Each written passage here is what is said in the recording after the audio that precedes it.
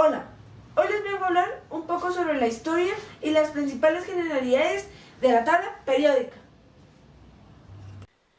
En 1869, Mendeleev, químico ruso, representa una primera versión de su tabla periódica. Esta tabla fue la primera presentación coherente de las semejanzas de los elementos. Él se dio cuenta de que clasificando los elementos según sus masas atómicas se veían aparecer una periodicidad en lo que se concierne a ciertas propiedades de los elementos. La primera tabla contenía 73 elementos. Esta tabla fue diseñada de manera que se hiciera aparecer la periodicidad de los elementos. De esta manera, los elementos son clasificados verticalmente. Las agrupaciones horizontales se sostienen representando los elementos de la misma familia. Para poder aplicar la ley que él creía cierta, tuvo que dejar ciertos huecos vacíos. Él estaba convencido de que un día esos lugares vacíos que correspondían a las masas atómicas 45, 68, 77, 80 no lo estarían más, y los descubrimientos futuros confirmaron esta convicción. Él consiguió además prever las propiedades químicas de 3 de los elementos que faltaban a partir de las propiedades de los 4 elementos vecinos, entre 1875 y 1886. Estos 3 elementos, galio, escandio y germanio, fueron descubiertos y ellos poseían las propiedades predecidas. Numerados vertical y horizontalmente. Los grupos de la tabla periódica son los grupos y los periodos. Los grupos son todos los elementos que pertenecen a un grupo que tienen la misma valencia atómica y por ello presentan características o propiedades similares entre sí. Por ejemplo, los elementos en el grupo 1A tienen valencia 1, un electrón en su último nivel de energía, y todos tienden a perder ese electrón en alzarse como iones positivos de 1. Los elementos en el último grupo de la derecha son los gases nobles, los cuales tienen lleno su último nivel de energía, regla del octeto, y por ello son todos los extremadamente no reactivos. Los grupos que en la tabla llevan números romanos son los grupos A o representativos. Los demás son grupos B o de transición. Los periodos, lo contrario, a como ocurre en el caso de los grupos de la tabla periódica. Los elementos que componen una misma fila tienen propiedades diferentes, pero masas similares. Todos los elementos de un periodo tienen el mismo número de orbitales.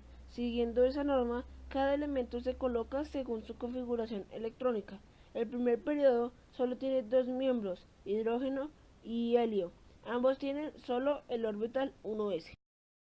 En química y física atómicas, los elementos representativos o elementos de los grupos principales son elementos químicos de los grupos largos de la tabla periódica, encabezados por los elementos hidrógeno, litio, berilio, sodio, magnesio, potasio, calcio, rubidio, estroncio, cesio, bario, francio y radio, tal como aparecen en la tabla periódica de los elementos. Se caracterizan por presentar configuraciones electrónicas externas en su estado fundamental que van desde NS1 hasta el NS2 NP6, a diferencia de los elementos de transición interna. Los elementos representativos son los elementos de los grupos 1 y 2, bloque S, y de los grupos de 13 a 18, bloque P. Hasta hace unos años, estos grupos se identificaban como números romanos, del 1 al 7 con la letra A. Los elementos del grupo 12 son generalmente considerados como metales de transición. Sin embargo, el zinc Sn y el cambio Cd y el mercurio Hg comparten algunas propiedades de ambos grupos y por algunos científicos creen que deben ser incluidos como elementos representativos o elementos de los grupos principales. En anteriores nomenclaturas, los elementos de los grupos principales son los grupos 1A y 2A y los grupos 3B a 0 del SAS los denomina grupos 3A al 8A. Los elementos representativos con algunos de los metales de transición más ligeros son los elementos más abundantes en la Tierra, en el sistema solar y en el universo y presentan densidades muy bajas.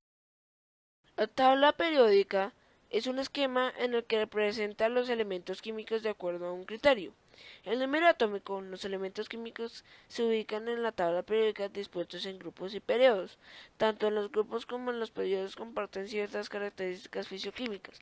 La ubicación de los elementos químicos en la tabla periódica depende de su número atómico. Se ubican por número atómico creciente y las propiedades que presenta se relacionan con ese número. Entonces, al mirar la ubicación de un elemento en la tabla, ya sea en un grupo de división vertical o de un periodo de división horizontal, es posible predecir sus propiedades físicas y químicas, así como su comportamiento químico.